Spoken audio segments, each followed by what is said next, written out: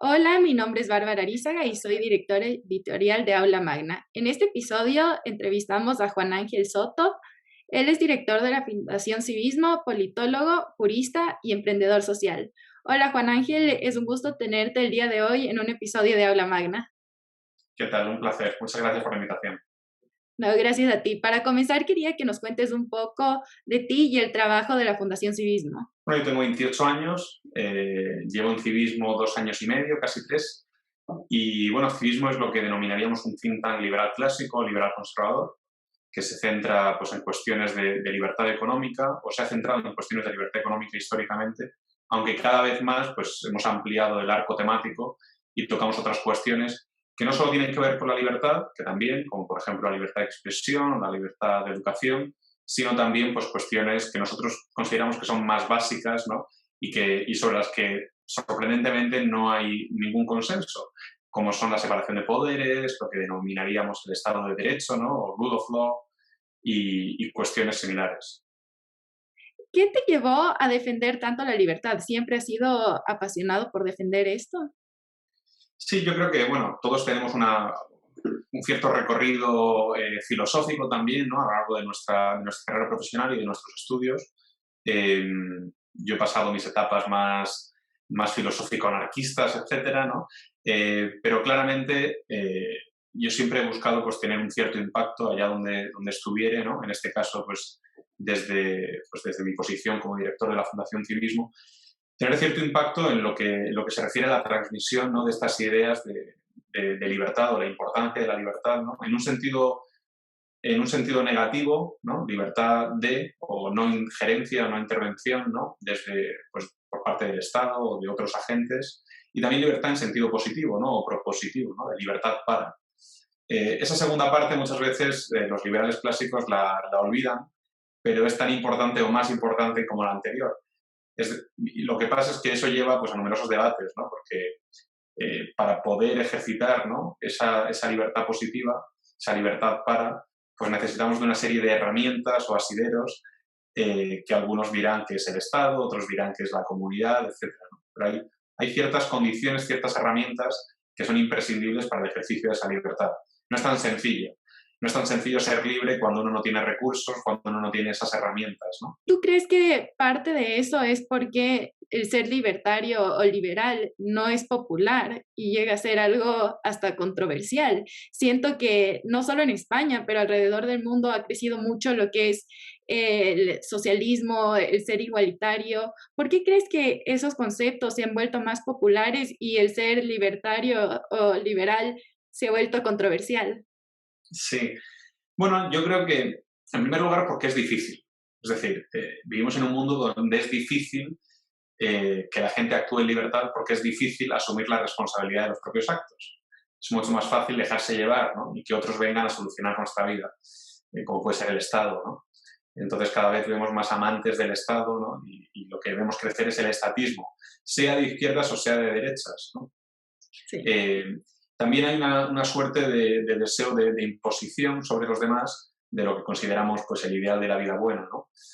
Tantos unos como otros lo que buscan es la consecución del poder para desde las instituciones públicas pues imponer ese modelo, ese plan de vida sobre el resto, ¿no? Mientras que nosotros que tenemos un mayor celo por la libertad, pues en ningún caso trataríamos de imponer este plan de vida sobre los demás. Entonces yo creo que por un lado va por toda la cuestión de lo simple que se hace la vida cuando uno no es dueño de sus propios actos. Es mucho más cómodo, mucho menos libre, pero no cabe duda de que es más cómodo, ¿no? Yo no soportaría vivir así, pero desde luego hay mucha gente que sí. Y luego también porque,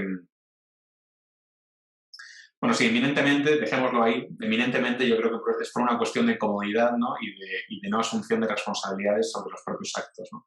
También porque, bueno, en una sociedad de ciudadanos inmaduros, me parece a mí, pues precisamente lo que no está de moda es esa responsabilidad, ¿no? Por los propios actos. De forma que el Estado al final nos trata como si fuéramos pues, niños pequeños, ¿no? Que hemos de ser dirigidos, que hemos de ser controlados, que hemos de ser educados, que hemos de ser fiscalizados, etcétera, ¿no? Y hablando de el control, quería hablar un poco sobre el efecto que se tiene cuando el gobierno quita la libertad de economía. Por ejemplo, en España, el gobierno pretende llevar el control de precios de alquiler. ¿Cuál es tu evaluación sobre esta medida y cómo puede afectar la economía española?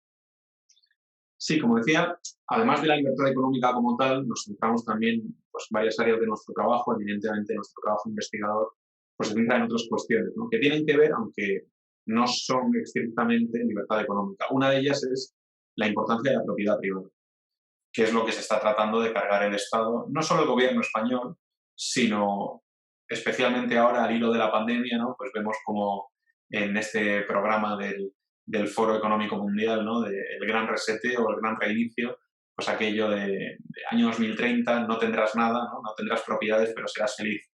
Una vez más, esa propiedad privada es lo que también nos permite ser libres, ¿no? De ahí la importancia, ¿no? El triduo lockeano del derecho a la vida, ¿no? A la libertad y a la propiedad. Entonces, el derecho a la propiedad privada es fundamental precisamente para esa libertad positiva, ¿no? Para ese ejercicio de la libertad que veíamos antes. Y lo que vemos pues, son una serie de medidas que van en contra de esto, ¿no? Por ejemplo, la expropiación de viviendas, de segunda vivienda, ¿no? De todo aquello que no sea la vivienda habitual, de la fijación de precios máximos a los alquileres, ¿no? En España. Lo que va a hacer pues, que los propietarios de alquileres, los propietarios de vivienda en alquiler, sencillamente retiren esos inmuebles del mercado, ¿no? Porque no les compensa, sencillamente. Lo cual va a aumentar el problema, especialmente de la gente joven, que es la que más alquila, ¿no? Porque va a haber una escasez de oferta, ¿no? De este tipo de vivienda, etcétera. Entonces vemos también todo un asalto hacia la propiedad privada. Pero bueno, porque es una garantía, ¿no? Para el ejercicio de la libertad.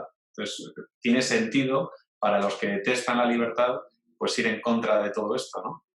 Sí, definitivamente. Y es curioso que mencionas el plan del 2030 del World Economic Forum, porque a mí me parece que la felicidad es algo tan personal y tan subjetivo que me parece hasta egoísta que se diga, si es que sigues este modelo vas a ser feliz, porque no a todos nos hace feliz todas las cosas, digamos, a mí me puede gustar la pizza y a ti no, entonces me parece ridículo encasillar a todo un mundo en una agenda.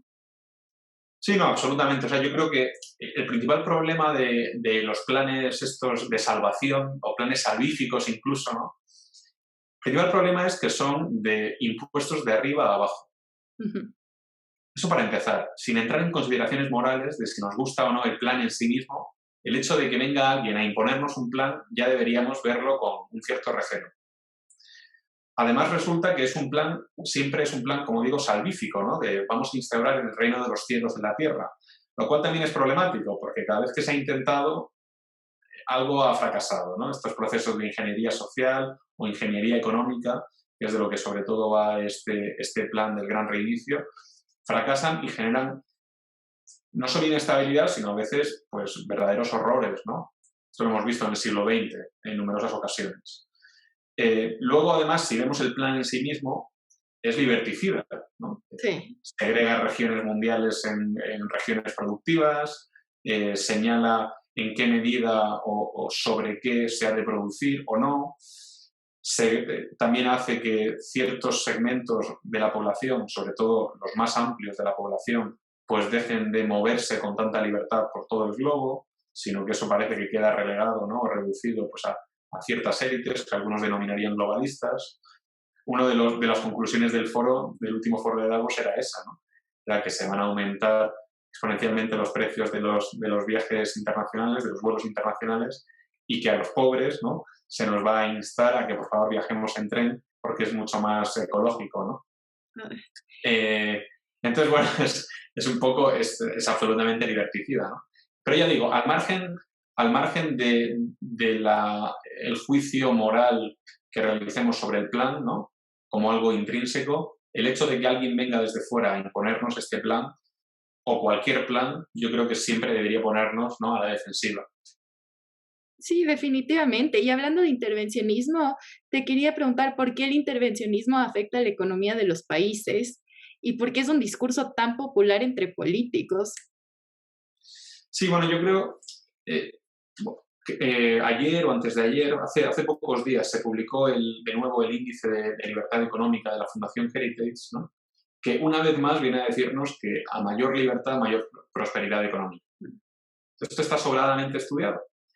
Sin embargo, pues hay gente que todavía sigue, ¿no?, con la cantinela de que pues, hay que reducir esta libertad económica, el Estado hay que intervenir más en la regulación del mercado y eso de alguna manera pues, no sé, va a mejorar el bienestar de las sociedades, ¿no? Hay un factor por el que me has preguntado antes, pero se me ha olvidado contestarte, que también está, yo creo, en este tipo de razonamiento, ¿no?, que es la obsesión por la igualdad. Sí.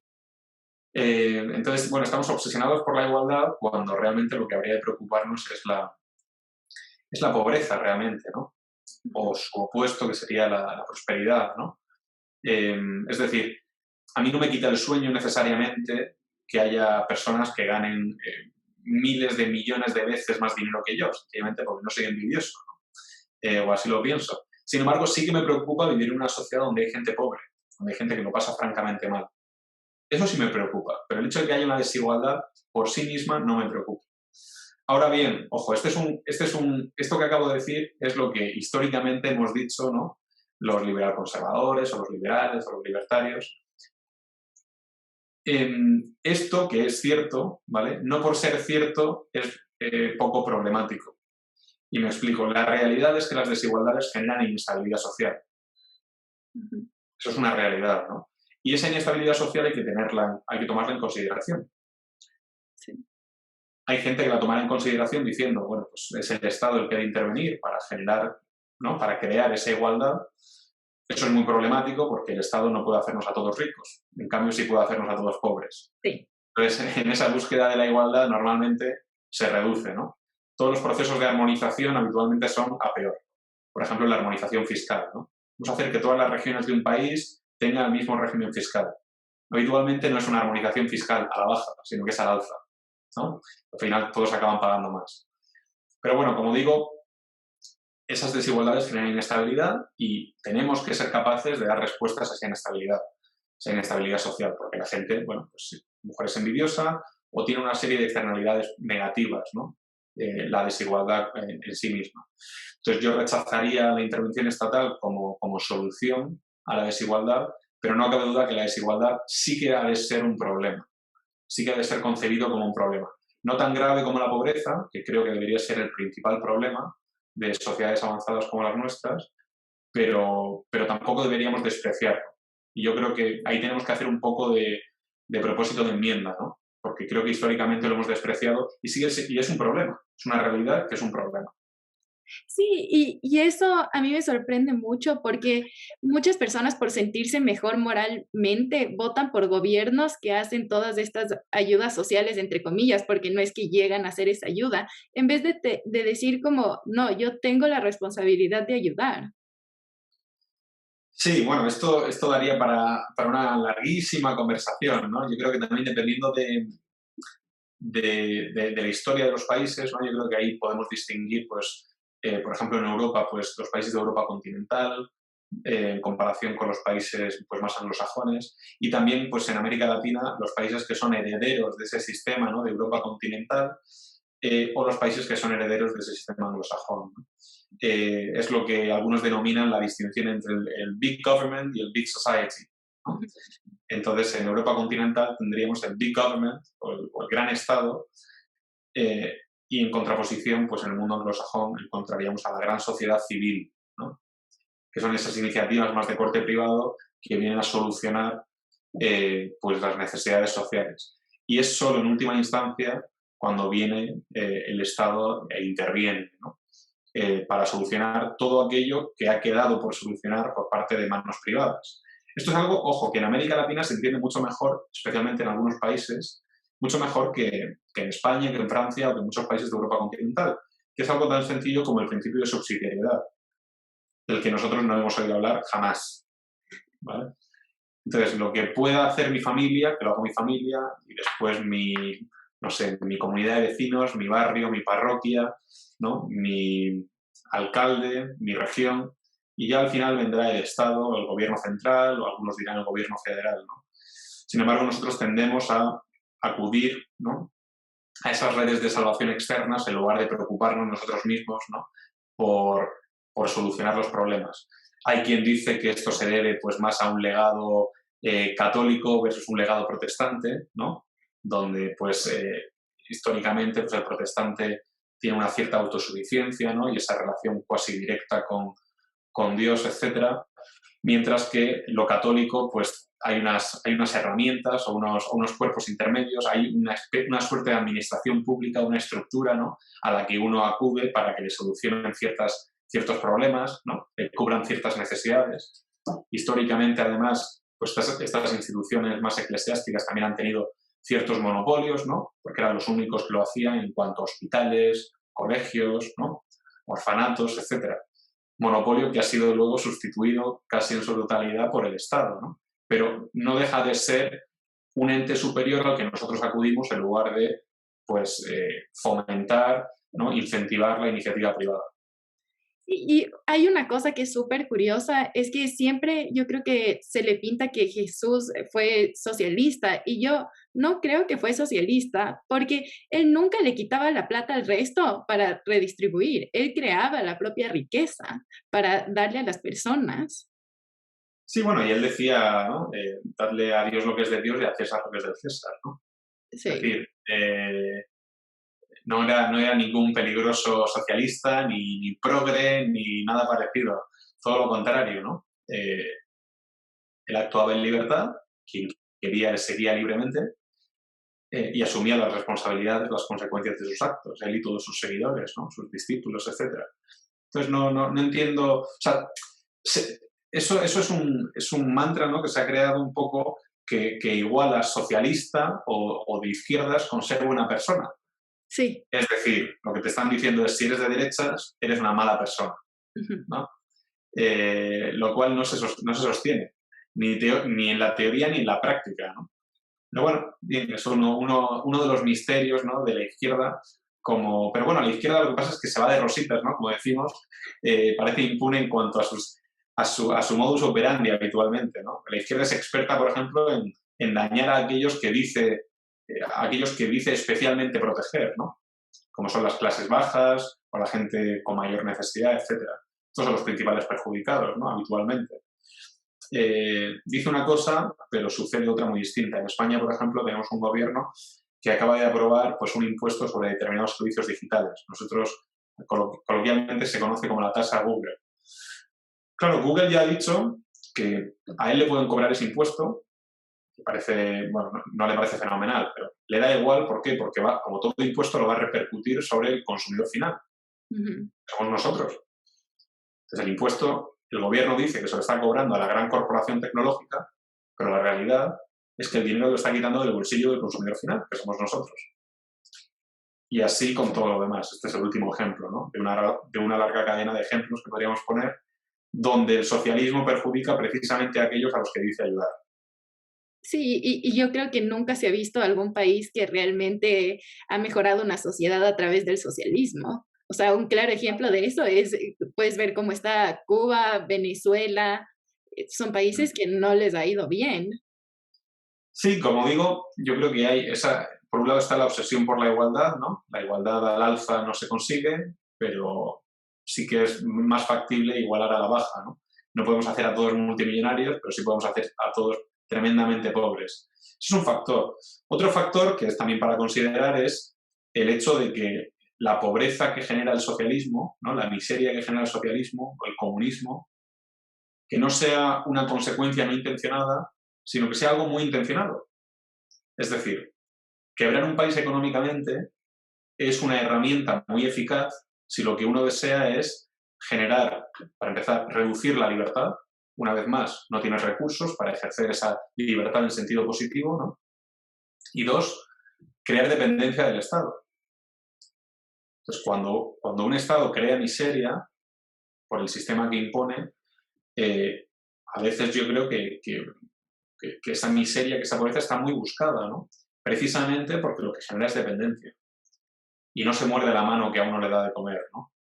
Sí, definitivamente. Y por eso uno de mis favoritos tuyos fue uno que hiciste esta semana, que, bueno, está relacionado con matemáticas y a mí me fascinan las matemáticas, y es la ecuación socialismo multiplicado por pandemia es igual a miseria al cuadrado.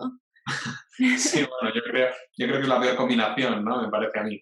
Que haya factores exógenos, ¿no? O externos, que en este caso pues es una pandemia, ¿no? Que es incontrolable, que nos está afectando a todos, etcétera. Pero si además tienes la mala fortuna de tener ciertos gobernantes, ¿no? Con ciertas ideas que no tienen ni pies ni cabeza, pues ya lo único que puede pasar es que empeore la situación exponencialmente, ¿no? En nuestro caso, pues en España tenemos un gobierno de coalición entre socialistas y comunistas.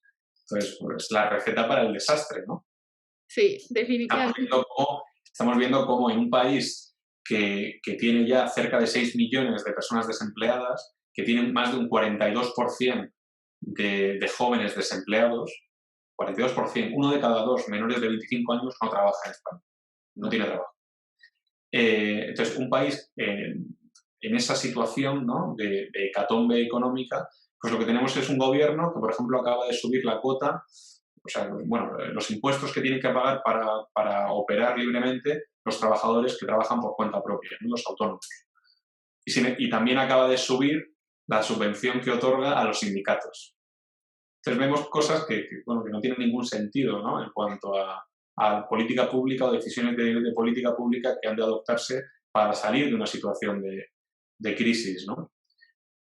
En fin, sí, efectivamente, socialismo o lo que fuera por pandemia igual a miseria al cuadrado, efectivamente. Sí, yo opino lo mismo. Y quería preguntarte un poco de España, ya que estamos topando el tema. Como una persona que defiende la libertad, ¿qué opinas sobre la independencia de Cataluña?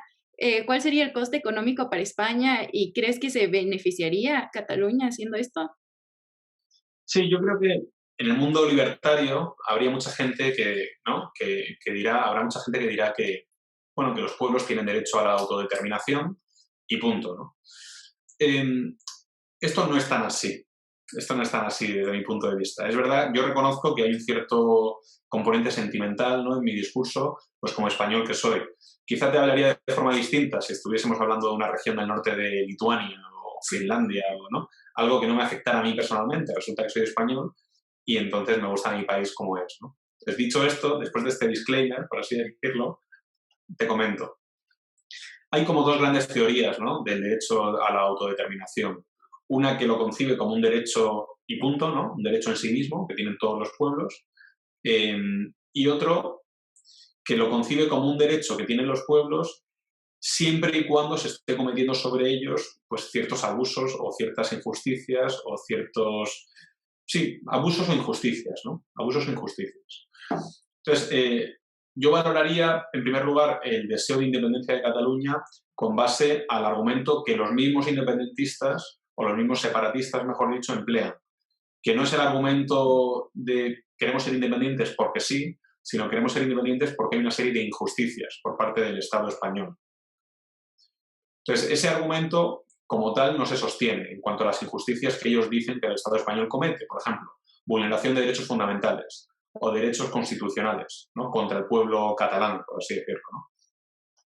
O, por ejemplo, el mantra de España nos roba, ¿no? En el sentido de que ¿no? El gobierno español les cobra más impuestos a los catalanes de lo que luego se gasta en Cataluña, ¿no? Esto Ujú. es falso y además hay otras comunidades autónomas que tienen otras regiones españolas que tienen una mejor posición en cuanto a eso. Por ejemplo, la región de Madrid, ¿no?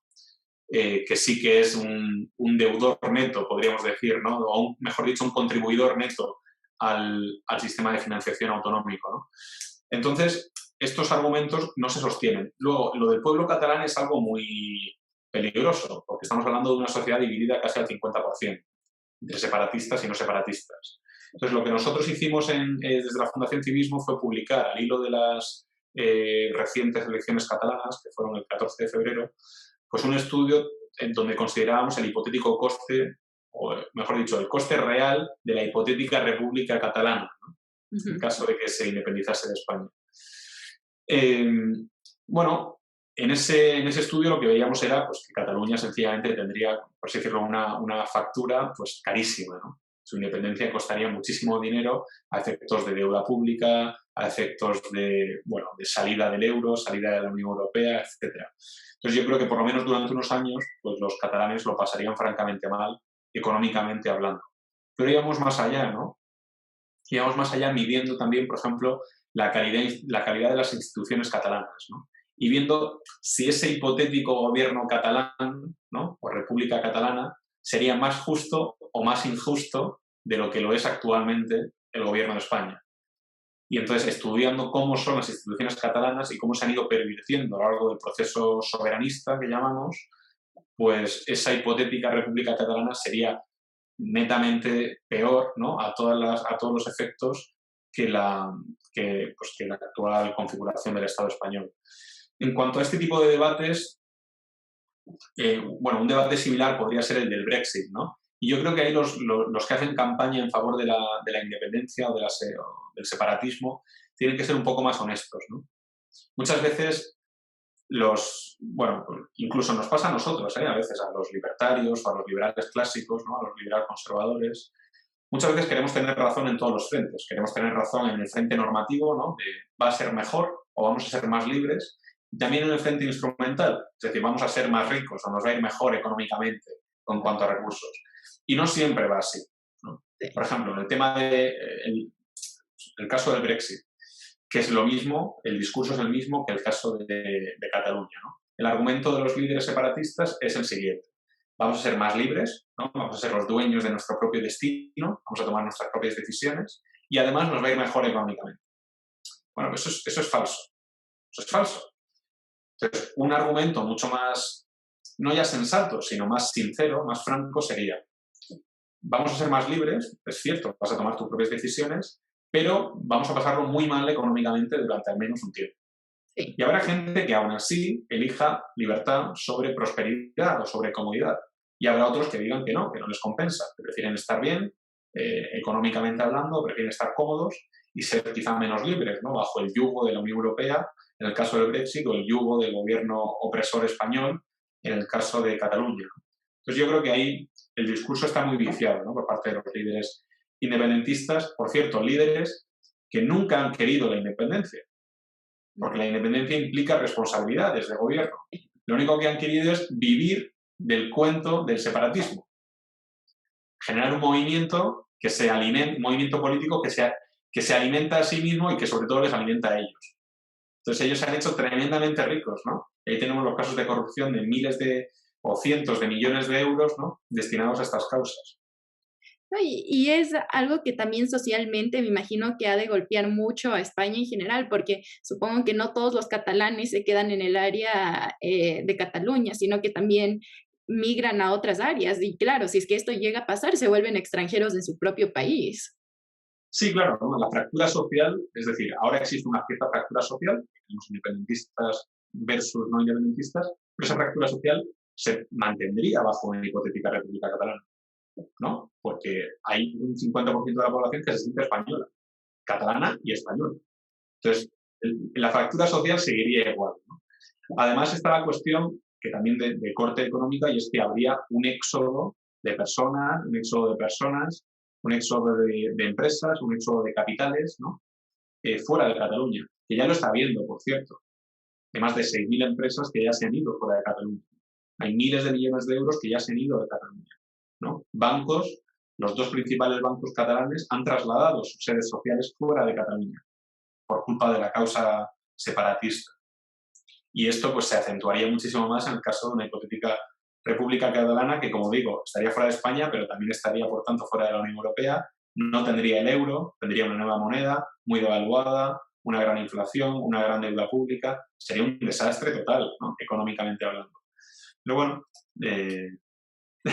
Es una situación bien complicada. Para cerrar la entrevista, quería hacerte una pregunta un poco filosófica en algunos sentidos. ¿Por qué crees que se ha popularizado tanto esto de la igualdad y ser igualitarios? Porque yo siento que si es que en la naturaleza todos tenemos un ADN diferente y no es solo los humanos, o sea, también cada animal tiene un ADN diferente. ¿por qué buscamos tanto la igualdad? Porque además tiene un costo súper grande. O sea, la única forma de tener igualdad es eliminando toda la libertad de los seres humanos. Sí, bueno, es la pregunta del millón. La verdad es que no tengo una respuesta clara. Yo lo que diría es que claramente no somos iguales, ¿no? Esto es la maravilla de la democracia, ¿no? Y del Estado de Derecho es que no siendo iguales, especialmente hombres y mujeres, donde claramente, ¿no? Las mujeres sois una especie superior, eh, no siendo iguales, realizamos la ficción, ¿no? De que parezca que somos iguales y en ese sentido somos iguales ante la ley. Y esto yo creo que es lo máximo, es lo mejor que tenemos y lo máximo a lo que deberíamos aspirar, ¿no? Porque todo lo demás, bueno, algunos dirán que es ingeniería social o es, bueno, esa obsesión por la igualdad que como comentas tú, pues resulta incomprensible, ¿no? Para los que pues amamos y defendemos, ¿no? La libertad. Y ya está, es que no necesitamos más, ¿no? Además de que es una igualdad que luego no se cumple, es decir, los mismos que nos venden el cuento de la igualdad son los mismos que son aquellos que luego están todo el día poniendo cuotas, ¿no? Cuotas de género, cuotas de orientación sexual, cuotas raciales, están generando desigualdades, ¿no? Desigualdades no ya entre nosotros, sino desigualdades ante la ley, es decir, queriendo la igualdad real, se están cargando, están eliminando la igualdad ante la ley. Sí, Porque por definición, el establecimiento de cuotas o tratar, ¿no? Sobre todo ahora que estamos viendo, ¿no? Con la política identitaria, tratar a las personas, no ya como individuos, ¿no? O como personas, sino como miembros de un colectivo, de una tribu, ¿no? Colectivo en función de su raza, de su orientación sexual, de su género, de lo que fuera, ¿no? Se están eliminando precisamente esa igualdad ante la ley que yo creo que era lo verdaderamente valioso, ¿no? Entonces es sí. una paradoja. No, definitivamente. Muchísimas gracias por estar el día de hoy acá en un episodio de Aula Magna. Ha sido un gusto tenerte. Nada, un placer, Bárbara. Espero estar pronto de nuevo con vosotros. De Muchísimas seguro gracias que por la sí. invitación. No te olvides de suscribirte y seguirnos en redes sociales.